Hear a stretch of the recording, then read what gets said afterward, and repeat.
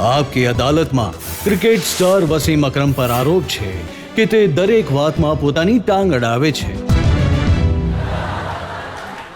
વસીમ સાહેબ, જો અત્યારની જ વાત કરું તો તમે આઈસીસી માટે એવું કહી દીધું કે આમાં તો ગોરાઓનું ડોમિનેશન છે. તો છે જ ને. ખોટું શું કહ્યું મેં? એહસાન મની છે જે પાકિસ્તાનના છે, જી. એમનું વક્તવ્ય મેં સાંભળ્યું છે. એમણે કહ્યું કે વસીમ અકરમ આ બધું એટલે કે છે કેમ કે એમને સમજ નથી. મને કહું કેટલા ઇન્ડિયન્સ પાકિસ્તાની આઈસીસીમાં છે? એમણે કહ્યું કે હું પોતે as a Pakistani I am honoured by the privilege given to me to lead ICC in carrying out responsibility to act without fear or favour to any nation. So એમનું કહેવું છે કે હું એમ નથી કહેતો head છે. પાકિસ્તાની હોય, ઇન્ડિયન પણ હોય, શ્રીલંકન હોય, બાંગ્લાદેશી પણ હોય. હવે એમના જે ગોરાઓ એક ટેસ્ટ રમીને રિટાયર થાય છે, એમને ત્યાં જોબ મળે છે લાખ પાઉન્ડ વર્ષના. જે આપણા ક્રિકેટર્સ છે 5 ટેસ્ટ રમ્યા છે, 20 મેચ રમ્યા, એમને કેમ નથી બોલાવતા એ લોકો? Why? I have nothing against ICC. મારે ક્યારેય નોકરી નથી કરવી આઈસીસીમાં. હું એ કહું છું કે બોલતા નથી એટલે અનનેસેસરી કોમેન્ટ્સ કરે છે. હું કહું છું હવે શબ્બીર અહેમદનું 4 વખત એક્શન, પહેલી વાર એક્શન ક્લિયર થયું, બીજી વાર એક્શન ક્લિયર કર્યું, ત્રીજી વાર એક્શન ક્લિયર કર્યું, ફરી વાર એક્શન એનું સસ્પેક્ટ કર્યું છે. ભાઈ એક વાર તો એ છોકરાને તમે ક્લિયર કર્યો છે. સો just late him please cricket. વારંવાર તમે ઓસ્ટ્રેલિયા બાયોમેકેનિક્સ કરાવો છો, જે હાઈ ગેજેટ્સના નામ લો છો જેનું અમને નથી ખબર, એ કરાવીને જ્યારે એને ક્લિયર કર્યો તો ફરીથી કેમ બિચારાને હેરાન કરો છો? Vice versa goes Harbhajan Shoaib Malik માટે. આપણે ત્યાં તો એમાંથી કોઈને નથી બનાવતા. તો ગોરા પ્લેયરને તમે ક્યારેય આવી રીતે ટ્રીટ કર્યું હોય એવું ક્યારેય જાણ્યું છે? તમે કહો છો કે જે વ્હાઇટ સ્કિન પ્લેયર છે એમની સાથે આવું વર્તન નથી થતું. જી, હું એ જ કહું છું. અને આપણે ત્યાં બોલતા નથી ક્રિકેટર્સ આવા ટાઈમે. હું બોલી રહ્યો છું ને, હું મારા માટે ક્યાં બોલું છું? હું તો લોકો માટે બોલું છું, કેમ કે ફ્યુચરમાં આપણા લોકો ઇન્ડિયા પાકિસ્તાનથી આઈસીસીમાં જોબ કરે, જેથી રિપ્રેઝેન્ટ કરે એ આપણા દેશને. પણ આઈસીસીના જે પ્રેસિડેન્ટ છે એ એહસાન મની છે, પાકિસ્તાનના છે, એશિયન છે, એ તો કોઈ ગોરા નથી. નહીં, એ એશિયન નથી. એ તો ત્યાં રહે છે ઇંગ્લેન્ડમાં 25 વર્ષથી. એ બ્રિટિશ છે. હી ઇઝ એમને તમે- રિપ્રેઝેન્ટેડ બાય પાકિસ્તાન. એમને તમે પાકિસ્તાની નથી માનતા? નહીં, પાકિસ્તાની નથી એમ નહીં. એ હું એમ કહું છું કે એ ત્યાં રહેતા નથી, એને કલ્ચર વિશે ખબર નથી અને ત્યાંના પ્લેસની સાયકી વિશે ખબર નથી, એમને પીસીબી વિશે ખબર નથી. અને એમણે કહ્યું કે જે વસીમ અકરમે જે નિવેદન આપ્યું છે, એમણે these comments will not do any good to game and offensive even to those Asians who are involved in the ICC. આ એક માત્ર કપલ છે જેમને હું જાણું છું. મારો પોઈન્ટ એ જ છે કે બસ હું આઈસીસી વિરુદ્ધ નથી, ક્યારે આઈસીસી વિરુદ્ધ હતો પણ નહીં. જો એહસાન મની ન હતો, અન્ય કોઈ હું એમના વિશે આવું જ કહેત ને. હવે એક નવો નિયમ આવ્યો છે હમણાં, બિકોઝ ઇન ધી એન્ડ એમની કમિટીમાં કોઈ પણ છે, એક 15 ડિગ્રીનો રૂલ લઈને આવે છે. બોલર જો 15 ડિગ્રી સુધી બેન્ડ કરશે તો એનાથી વધારે એ જગ છે. જો 15 ડિગ્રીની મને ખબર નથી, એક સામાન્ય વ્યક્તિને કંઈ ખબર હશે. હવે અમ્પાયર ફિલ્ડ પર 15 ડિગ્રી કઈ રીતે જોશે? તો ભાઈ જ્યાં ધીસ 2 થિંગ્સ, વકારનું એક સેઇંગ છે, વકાર યુનસનું, either you chuck or either you don't. There is no in between. કાં તો તમે ચક કરો અથવા તો ન કરી શકો. સિમ્પ્લિફાય કરો ને, જે લોકોને સમજમાં આવે. હવે પ્લેયર્સ જ્યારે શરૂઆતમાં તમે કરો છો, કરિયરની શરૂઆતમાં તમે એને પકડી લો છો કે સસ્પિશિયસ એક્શન છે, બરાબર નથી કરતો, તો એને બેન કરો ને. મુરલીધરનને 400 વિકેટે લઈ લીધી, પછી કહે છે કે ચક કરે છે.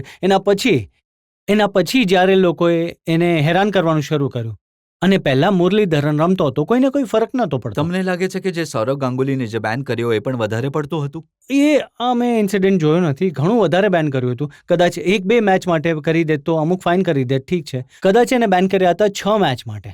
એમનું એટલું ઓફેન્સ નહોતું જેટલું બેન કર્યા હતા. અને એનું રિઝલ્ટ એ આવ્યું કે એમના હાથથી કપ્તાની પણ જતી રહી. બિલકુલ. આઈ થિંક 6 મેચમાં ન રમવું, સ્ટેન્ડ ઇન કેપ્ટન પરફોર્મન્સ જ્યારે ટીમ સારું કરતી હોય, ઓબ્વિયસલી. હવે ઓસ્ટ્રેલિયા કે ઇંગ્લેન્ડ જેવું કલ્ચર આપણે ક્યાં છે ભાઈ? કેપ્ટન છે, 1 વર્ષ માટે અનાઉન્સ કરી દીધો છે. અહીં સ્ટેન્ડ ઇન કેપ્ટન 6 મેચ જીતે તો અગાઉનો જે કેપ્ટન હોય છે બહાર. So it's different culture all together. પણ તમારું સ્ટેટમેન્ટ મેં વાંચ્યું, તમે કહ્યું કે સૌરવ ગાંગુલી હવે બદલાઈ ગયા છે, સ્ટાઇલ બદલાઈ ગઈ છે, સ્લીપિંગ કેપ્ટન થઈ ગયા એવું લાગે છે, મેદાનમાં સૂઈ ગયા છે. મેં નહીં, આખી પ્રેસે કહ્યું છે. પરફોર્મન્સ નથી આપતો, ફિલ્ડિંગ નથી, કેપ્ટન તરીકે તમારે કંઈક તો કરવું પડશે. જે ગાંગુલીને 6 વર્ષ પહેલા એન્થુઝિયાઝમ દેખાતું હતું એ નથી દેખાતું ને હવે. એટલે કહ્યું જેથી એને કદાચ કોન્ફિડન્સ મળે, પછી મને 1-2 ગાળો આપે અને મહેનત કરવાનું શરૂ કરી દે. હવે જુઓ, નેટમાં કલાકો સુધી બોલિંગ કરે છે, પ્રેશર આવ્યું છે. બસ આ જ તો મારો પોઈન્ટ છે. ક્યારે તમારા બોલિંગની ધોલાઈ કરી છે સૌરવ ગાંગુલીએ? હાજી, એક મેચ છે, એ અમારો જે સ્ટાર સ્પોર્ટ દેખાડે છે, પાછલા 1 વર્ષથી મારી ધોલાઈ થઈ રહી છે. એક જ મેચ છે.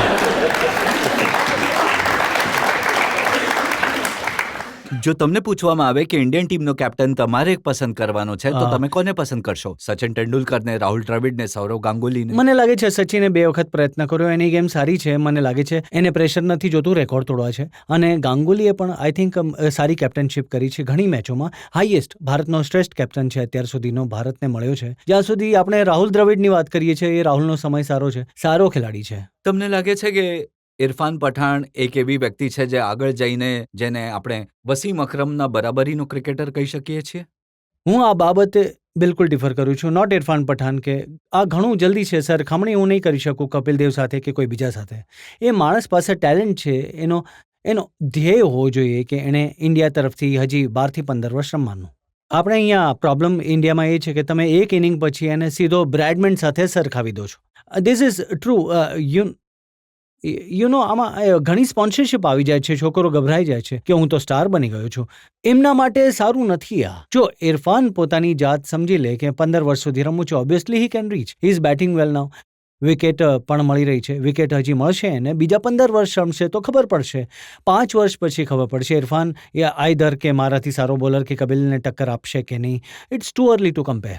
શું કારણ છે કે તમને લાગે છે કે આજકાલ 2 મેચોમાં જો રન બનાવી લીધા કે વિકેટો લઈ લીધી તો એના પછી મગજ થોડું ડોલવા લાગે છે? બિલકુલ. જ્યારે મીડિયા પ્રેસ ટેન્શન આપે છે, મીડિયાના ફ્રન્ટ પેજ પર ફોટા આવવા લાગે છે, ત્યારે લાગે છે કે લોકો આજુબાજુ છે, ઉપરથી સ્પોન્સર આવે છે, સો થોડું રિલેક્સ થઈ જવાય છે. યાર મને કોઈ હરાવી નહીં શકે હવે, એનાથી ફરક પડે છે. પાકિસ્તાનમાં ડિફરન્ટ છે થોડું. ત્યાં પ્લેયર રમે છે કેમ કે લિફ્ટ જ નથી કરાવતું, એ સ્પોન્સરને પોતે જ શોધે છે, યાર કોઈ અમને લઈ લો.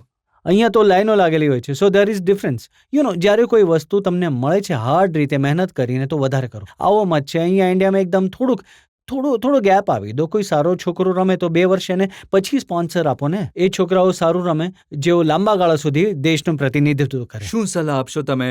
મહેન્દ્રસિંહ ધોની છે, ઇરફાન પઠાણ છે, આ બધા યંગસ્ટર્સ છે જે સારું કરી રહ્યા છે, જેમને સ્પોન્સરશિપ્સ મળી રહી છે, જે લોકો વિરેન્દ્ર સહેવાગ પણ એ જ લિસ્ટમાં છે. શું સલાહ? સહેવાગ પણ ઘણું સારું રમે. હી પ્લેડ અબાઉટ 40 મેચીસ અને 50ની એવરેજ છે. સો આઈ થિંક એ ફર્સ્ટ કેટેગરીમાં આવી ગયો છે. પણ બંને જે છે એના માટે મારી એ જ સલાહ છે કેમ કે થોડુંક ઇટ્સ વેરી ડિફિકલ્ટ કોઈ સારી સ્પોન્સરશિપ આવે કે રિફ્યુઝ કરે. રિફ્યુઝ તો ન કરે, પોતાની ગેમમાં ધ્યાન આપે, પરફોર્મન્સ કરશે તો બધું પાસે આવી જશે. દરેક સપના જો એમણે જોયા પૂરા થશે. દુનિયાનો આ ભાગ એવો છે કે ક્રિકેટ ધર્મ છે, તો 1-2 વર્ષ સારું રમશે તો બધું મળી જશે.